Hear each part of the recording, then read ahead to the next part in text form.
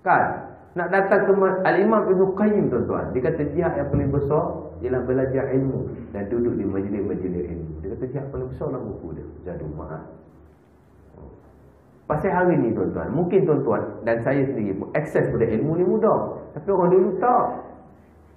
Dulu ulama tuan-tuan, ada seorang dia berjalan daripada Madinah pergi ke Damsyik di Syria, semata-mata nak jumpa Abu Darda di situ untuk mengambil hanya satu hadis daripada beliau.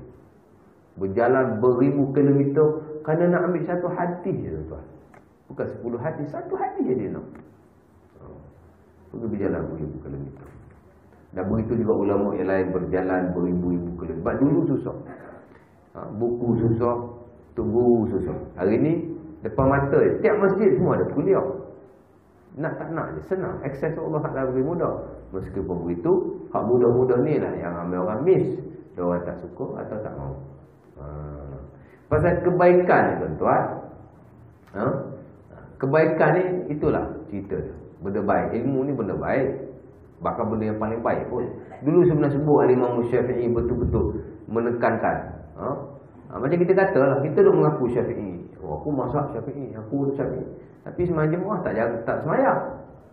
Kan Imam Syafi'i dah kata, dia kata semayang jemaah ni fardu kifayah.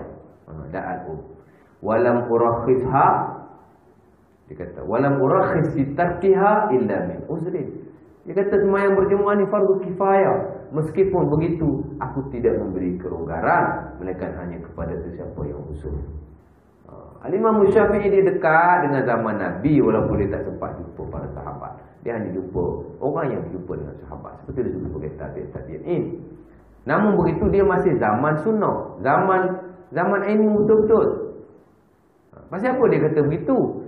Pasal bukankah Nabi sendiri pernah berkata, kalau ikut hati aku nak kumpulkan semua pemuda-pemuda, menyalakan api, kemudian pergi ke rumah orang yang semayang di rumah tanpa kehuzuran, aku nak bakar mereka dan rumah mereka.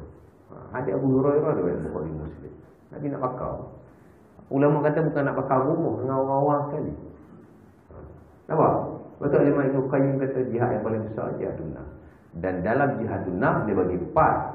Yang tertinggi ialah dikata talabul ilmi, belajar ilmu, duduk di masjid dan sebagainya. Pasal ini persiapan kita. Kita nak bertakak agama, berkumpul kita kan. Tapi masjid tak nak berkumpul. Masjid tak nak datang. Sedangkan kekuatan sebenar di sini. Yang bagi kita kekuatan ni bukan kita. Yang bagi kita kekuatan ni Allah. Dan nak mencari kekuatan daripada Allah Ta'ala bukan di situ, di sini.